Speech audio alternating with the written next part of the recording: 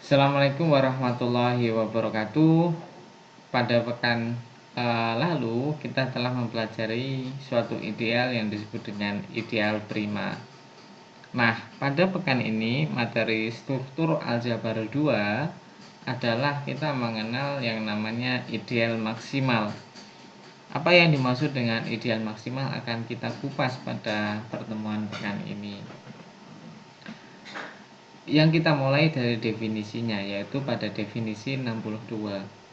Nah, misalkan R adalah suatu ring dan M merupakan ideal kiri atau ideal kanan, maka M disebut sebagai ideal kiri, respectively ideal kanan, jika M tidak sama dengan R dan tidak ada ideal kiri, respectively ideal kanan I dari R, sehingga memenuhi kondisi ini, yaitu M merupakan bagian sejati dari I dan I merupakan himpunan bagian sejati dari R. Ini maksudnya M tidak sama dengan R itu, M merupakan himpunan bagian sejati dari R atau proper subset. Nah, apa hubungannya antara ideal maksimal dengan ideal prima? Ini tersaji pada teorema 63. Jika R-nya merupakan ring komutatif dengan elemen satuan, maka setiap ideal maksimal dari R itu pasti merupakan ideal prima. Baik, nah kalau kita lihat, kita ingat lagi contoh dari ideal prima pada pekan lalu adalah 2Z, 3Z, 5Z atau secara umum PZ. Maka ideal-ideal tersebut merupakan ideal maksimal dari ring himpunan semua bilangan bulat Z. Kita perhatikan 2Z, tidak ada ideal lagi, ideal sejati dari Z yang memuat 2Z, ya kan? Antara 2Z dengan Z tidak ada ideal lagi. 3Z, 5Z dan seterusnya juga tidak. Tetapi kalau kita lihat 6Z itu bukan ideal maksimal karena 6Z termuat di dalam 2Z maupun termuat di dalam 3Z. Oleh sebab itu 6Z bukan ideal maksimal. Tetapi sebaliknya, konvers atau balikan dari teorema 63 ini tidak secara umum benar, karena kita bisa menunjukkan bahwa ada ring prima dalam contoh 61, tetapi tentu saja bukan ideal maksimal. Misalkan kita perhatikan bahwa tadi setiap ideal maksimal merupakan ideal prima, tetapi belum tentu sebaliknya. Kita tahu bahwa 0 di dalam ring himpunan semua bilangan bulat Z merupakan ideal prima, tetapi 0 bukan ideal maksimal. Nah, ini menunjukkan bahwa konvers dari teorema 63 ini tidak berlaku.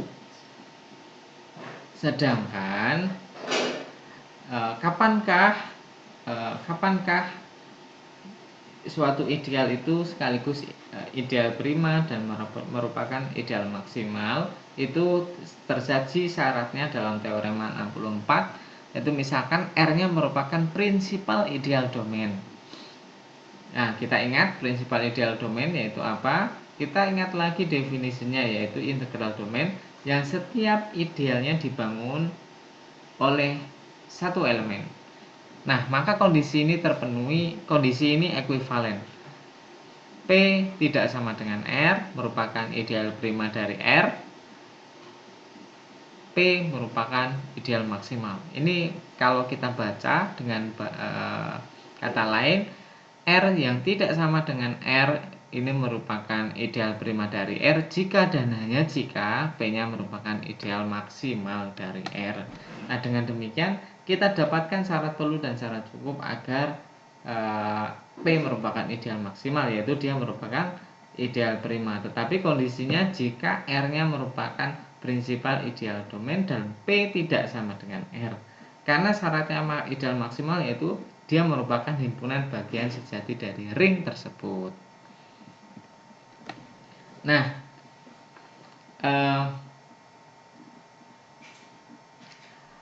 Selain syarat perlu dan syarat cukup tentang ideal prima yang telah kita pelajari pekan lalu, pada pekan ini kita kaji lagi karena hubungan antara ideal prima dan ideal maksimal sangat erat. Ideal maksimal pun banyak sekali digunakan pada perkembangan aljabar abstrak, khususnya teori radikal. Kenapa? Karena digunakan untuk mencari yang namanya radikal Jacobson dari ring, dan kita tahu radikal Jacobson merupakan salah satu kelas radikal yang banyak sekali digunakan, banyak sekali dikupas, dan banyak sekali aplikasinya, khususnya pada teori Knot, kemudian pada bridge dan sebagainya. Nah, sekarang kita kembali kepada prime ring. Misalkan R merupakan ring komutatif dengan elemen satuan dan P merupakan ideal dari R sedemikian sehingga P tidak sama dengan R. Maka P ini merupakan ideal prima jika dan jika R per P merupakan integral domain. R per P merupakan ring faktor yang telah kita pelajari pada pertemuan beberapa pekan sebelum pekan ini. Kemudian setelah kita mendapatkan syarat dan perlu dan syarat cukup agar P merupakan ideal prima, maka ini merupakan syarat perlu dan syarat cukup agar ideal maksimal. Jika R merupakan ring komutatif dengan elemen satuan dan P merupakan ideal dari R, M merupakan ideal maksimal jika dan jika R per M-nya ini merupakan lapangan. Baik, ini menjadi materi terakhir dalam struktur aljabar. Kita mempelajari dua ideal yang banyak sekali digunakan dalam perkembangan aljabar abstrak, yaitu ideal maksimal dan ideal prima. Saya tutup. Assalamualaikum warahmatullahi wabarakatuh.